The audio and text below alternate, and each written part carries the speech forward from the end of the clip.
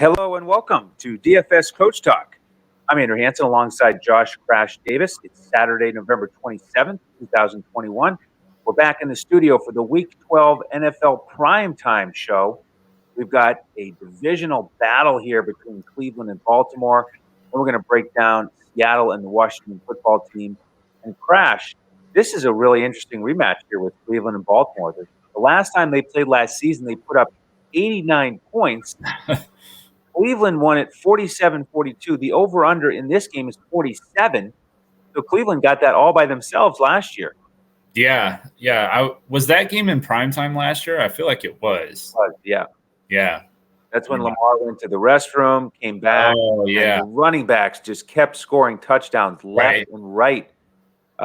Including the quarterbacks. There were 9 rushing touchdowns in that game. I mean, what a classic. Yeah. So I'm excited that they're in prime time again here. For sure. This time around, Baltimore favored by 3.5 at home. But start off with this Brown side here. Break it down. We'll talk about some pricing, get folks ready for the showdown slate for both of these games. Yeah, so both these running backs with Kareem Hunt coming back, they're in play for me. Nick Chubb is $13,000 on FanDuel. He's 16.8 in the captain spot on DraftKings and 11.2 in the flex. And then Kareem Hunt, $11,000 on FanDuel, 10.5 in the captain spot, and 7,000 in the flex on DraftKings. So I think that I'll probably lean towards Chubb on FanDuel and Hunt on DraftKings for the receptions bonus. But, Hunt, he saw 6 and 7 targets in his 2 games against Baltimore last year. And Baltimore has been really tough against the run as far as they've allowed a decent amount of fantasy points against running backs. They've allowed the 17th most, but against the rushing yards per game, they've only allowed the second fewest with 88.6. So I think that would favor Hunt in the passing game and then Chubb when he gets in the red zone, but not a lot of yards for Chubb, I wouldn't think. So that's kind of the way I'm leaning with the running game. Yeah, I feel the exact same way. The prices that you mentioned, it's much more of a savings on DraftKings with Hunt over 4,000 compared to only 2,000 on FanDuel. And let's take advantage of the receptions on DraftKings with PPR. Hunt in that last game against them last year, he scored on the ground and through the air. So I'm with you there. And that's a key point, that the yardage just hasn't been there, but decent fantasy production overall. I agree that favors Hunt. Yeah, and then in the passing game, it's been pretty hard to trust Baker Mayfield. He's really been struggling, and now he's less, Odell Beckham too. So there's one less receiver that he has to turn to. But Jarvis Landry did see 8 targets last week. He's 10,000 on FanDuel. He's 11.7 in the captain on DraftKings and 7,800 in the flex. If Donovan Peoples-Jones is out again, he's questionable right now. Baltimore has allowed the 18th most fantasy points to wide receivers, so a little bit under middle of the pack there. So we could look at Jarvis Landry as a little bit of a GPP play. And then at tight end, Baltimore's allowed the 5th most fantasy points to tight ends. I know we've talked a lot this year about the tight ends that they've faced and stuff like that, but they have allowed the 5th most. And Hooper has seen 7 and 5 targets the last 2 weeks, so his targets have gone up a little bit. He's 7,500 on FanDuel, 7,800 in the captain spot, and then 5,200 on the flex on DraftKings. So decent price there. So that's a little bit of a low-owned GPP option that you could look at for Cleveland. But really, I'm more focused on the running game and the receiving game for Kareem Hunt in this game. Yeah, I mean, that's really what Cleveland wants to do. That's their strength, 156 yards rushing per game. But because of that matchup, you gotta evaluate this passing game and consider it. Yeah. But I agree, it's hard to trust Baker Mayfield. Only 10 passing touchdowns on the season, only 1 rushing touchdown for him. So he's been more of a game manager. But it's a juicy matchup. There have been 3 quarterbacks who've thrown for over 400 yards against Baltimore. But the problem is, we know that Cleveland is just not that of an explosive passing attack. I mean, it's been pretty meager, to be honest. Yeah. And it's kind of sad when you look at Landry and you're thinking, GPP for a guy that's 7,800 on DraftKings, but he's been so low volume, even for him. In years past, he's been a PPR monster over there. 7,800 would be a nice price, but now it's like that's still paying a bit of a premium for him. So you do have to hope for a big game for him. Yeah, there's just not a lot there. And, it's just hard to trust Baker Mayfield. So it's really hard to rely on that passing game for Cleveland. Yeah, and then with Donovan Peoples-Jones, if he happens to be out again, Rashard Higgins, 3,400 DraftKings, he could be the last guy in. Yeah. Again, coming off one catch in the last game, you're not too excited about these options. And then with those tight ends, I like Hooper, but how about Njoku? He's out there. Harrison Bryant gets involved sometimes. True. That's the problem. They're great at involving their tight ends, but the strength that they have with the versatility makes it tough on us for DFS to choose one of them. Yeah. Those guys are almost GPP because it's like a three-headed monster. Right. So, all right, well, let's see how we're going to put it together with the Baltimore side.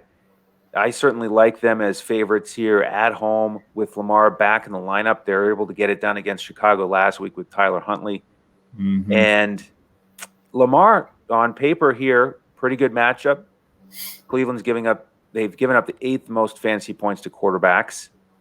The type of week that Lamar is looking for is what Herbert did back in week 5. He put up 427 total yards, 5 total touchdowns, including 1 on the ground. We know Lamar is capable of games like that. Yeah. And with the pricing and the fact that I'm just not that excited to pay up for the Cleveland guys, Lamar is a lock for me on both sites. 12-4 on DraftKings, 17-5 on FanDuel. It's very expensive, but I'm willing to pay it because the pricing, if you work through it, it's really not that bad. Yeah. You don't have to make extreme sacrifices just to get him in there. So right now I'm looking to play Lamar on both sites and possibly at the captain and MVP spot. I don't often pay up for the most expensive guy on DraftKings as the captain. But again, I think you can make it work, and he has such massive upside that it might be the way to go here.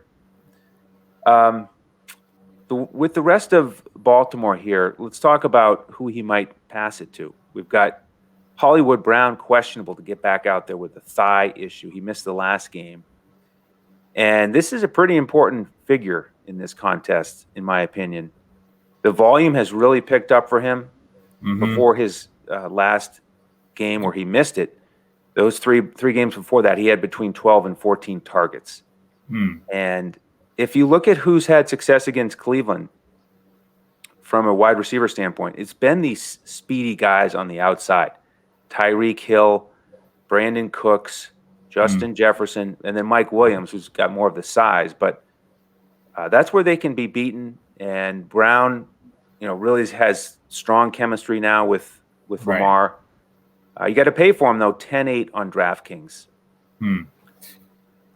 Yeah. I think Marquise Brown, if he plays, would definitely be the top option. Like you said, he's been targeted pretty heavily by Lamar Jackson lately. So, no doubt about it. Now, after that, we're going to need to save a little bit if we go with that combo. And you've got some mid-tier options here for Baltimore. You could go with Rashad Bateman. He's only 6,400. And I do like him over Sammy Watkins right now. He's kind of matched him in volume, and he's got the quickness and the youth. So he's in play for me.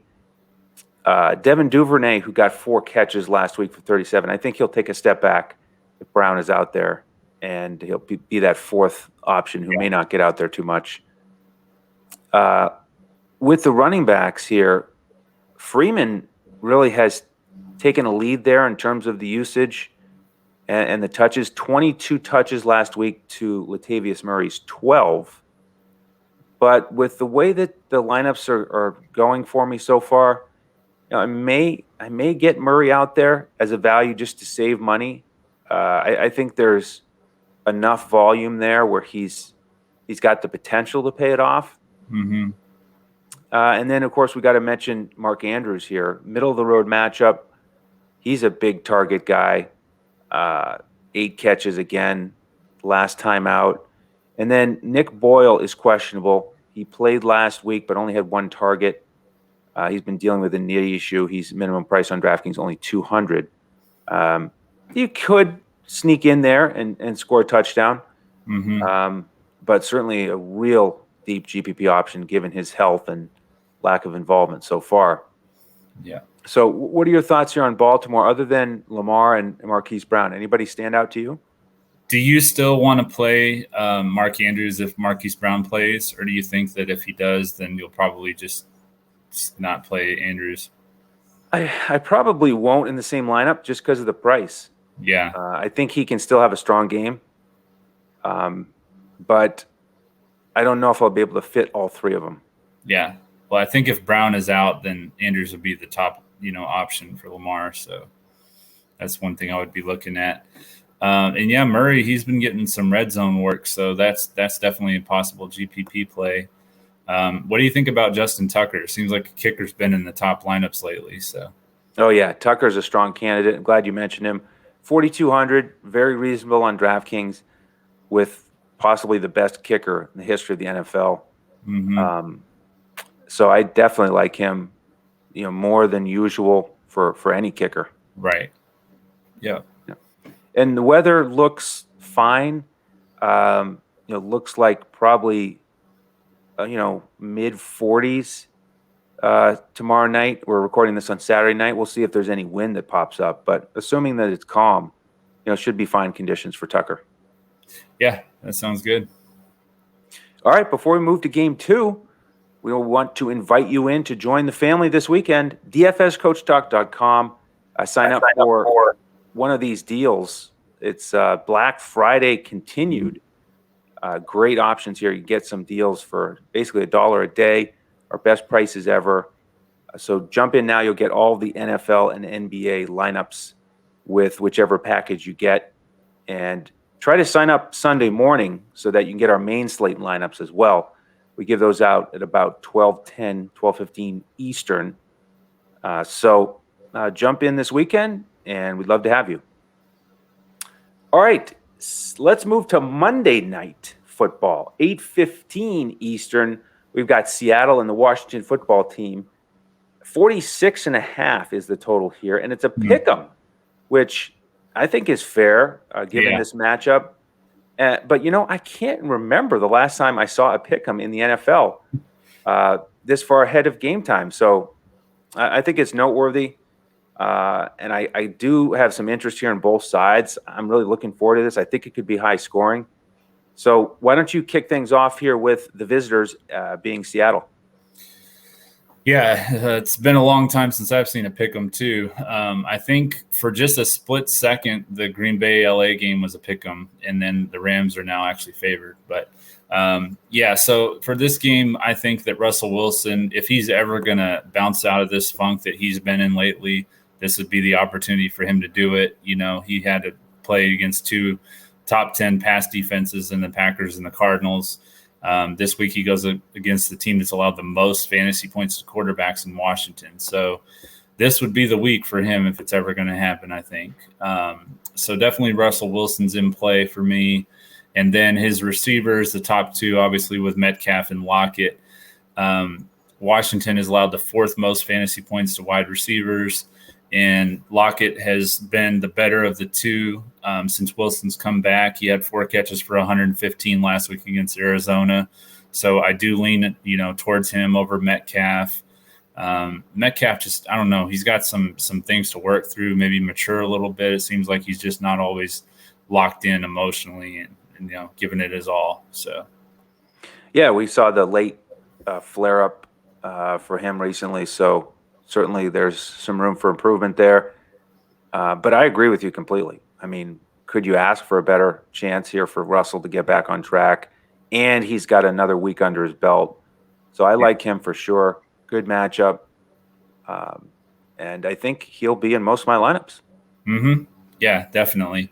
And then for a GPP play, Rashad Penny and Travis Homer were already ruled out this week. So it's just going to be Alex Collins and then DJ Dallas. He scored the lone touchdown for Seattle last week. I think that he could get some red zone opportunities and stuff like that. Should be very low owned, low priced, especially on DraftKings. So he would be my GPP play. So really Wilson, Dallas, and Lockett for me in this game. Okay. Yeah, it's nice that there's only 2 likely running backs in play here. We've had quite a bunch of options lately. Not that we've been playing much since the offense has been struggling so much. But Right. yeah, with those two guys out, Collins and Dallas jump to the forefront. We don't have pricing yet, even though it's Saturday night. Crash, next week, I think we might need to predict some pricing for these Monday night slates. I'm not sure why they don't have it up yet. Yeah. But the other thing I just want to touch on here is Gerald Everett, who has picked it up in the last couple weeks. It's sort of middle of the road matchup, but if you want to get a little more exposure to that passing game and maybe not go with one of the running backs, he's an option to look at. Yeah, I agree. All right, let me turn the page here to the Washington football team, the 4-6 hosts who are coming in here with 2 wins. By the way, Seattle coming off those 2 losses that you referenced with the tough pass defenses. Washington kind of scrapping it together. They beat Tampa by 10, got past Carolina last week, 27-21. So a bit of momentum and really good matchups here on paper. I mean, Seattle is just poor overall defensively and against the pass and against the rush. They just lost another cornerback in Trey Brown, so they're down a level there. Yeah. So Taylor Heineke squarely in play for me. Last week they really tried to run it. Gibson had 19 carries, McKissick 7, and Patterson 7. So Heineke only threw it 22 times in the victory, only 206 yards, but 3 touchdowns and no interceptions. So you like that. He should be cheaper than Wilson on both sites. I think this could be a 2-quarterback type week for me on the Monday night game. And I would like to pair him up with Terry McLaurin, who has a 100 matchup advantage, according to Pro Football Focus. So we like that for sure. Yeah. And, he was solid last week against Carolina, went over 100 yards. After that, though, with these receivers, man, what a mess. You had Cam Sims, 2 catches and a touchdown. DeAndre Carter, 2 catches and a touchdown. Adam Humphries, 2 catches for 30. Dax Milne got a catch. And now we're looking at Curtis Samuel, who's probable to return. So there's 5 options there after McLaurin that I think it's pretty dicey. And I'm probably only going to want to look at one of those guys in a GPP last guy in. I don't think there's a lot of clarity there or anybody I'm too excited about. What are your thoughts here on this passing game? Yeah, you mentioned how Heineke had 3 touchdowns, no interceptions, and McLaurin had over 100 yards. That's a really good sign because Carolina has a pretty good defense, especially their secondary is really tough with the addition of Gilmore and everything. So I do like Heineke and McLaurin, the pairing of those two. That will probably be a core play for me in this game. Okay. And then with the other pass-catching situation, we've got Logan Thomas probable to return. He's been dealing with a hamstring. Ricky Seals-Jones looks like he's going to be out again. John Bates stepped in last week, 3 catches for 23. Again, we'll see what the pricing looks like. It is a pretty strong matchup for Logan Thomas. Last week, Ertz, 8 for 88 and 2 scores. 8s were wild there. And then 3 weeks ago, Dan Arnold, 8 catches for 68. So that's been a way to attack Seattle recently. It's the classic roll the dice, though, with the hamstring, right, Crash? Yeah. We like to avoid those hamstring injuries, that's for sure. Yeah. It's just a lot of hold your breath and hope they get through the game, Exactly. Now, with the running backs, can't leave these guys out because it is a strong matchup. 3rd most fantasy points allowed. Gibson, the workhorse here. But, it's been more McKissick in the passing game. So, again, this one will come down to pricing for me. But I could certainly see myself fading that backfield just because of the pricing. If I'm going to go Heineke and McLaurin and then Wilson, then it's certainly going to be tough to get Gibson out there. Yeah. But I do like Gibson. I feel like he's one of these players that's just on the fringe of being a breakthrough, and he hasn't never really had it yet. But every time I've watched him, he's performed pretty well. He has a good burst, and has pretty powerful back too. So yeah, he really is. It'll be fun to see if you can get that quartet together on DraftKings. I think you probably will be able to if you go with a really cheap captain, somebody like Gerald Everett. We'll see if he's in the 5K range or if he's a little bit higher than that. Or if you wanted to roll the dice on one of those other Washington receivers, then it might work out. So we'll certainly play with the pricing once it comes out and get the core set up for our members, the cash core and then the GPP core on DraftKings. And of course, we've got the full lineups coming on FanDuel, Yahoo, with the cash lineups and GPP over there as well. Yep. Excellent. All right. Well, without further ado, we will get back to our lineup building, get ready for the main slate, and then get these showdowns posted. Had a lot of fun on Thanksgiving with the 3-game full slate and then the individual games. And we're going to keep the momentum going here through the weekend in week 12. Absolutely. So, excellent. All right. Well, thank you for tuning in, everybody. Hit that thumbs up if you don't mind. And subscribe to the channel. Hit the alert button so you know when these post. We've got NBA coming 7 days a week. Our NFL podcast will continue on as well. And have a great rest of your Thanksgiving weekend, everybody. On behalf of Josh Crash Davis and the rest of the DFS Coach Talk team, I'm Andrew Hanson. We'll see you next time as we look to crush it in DFS.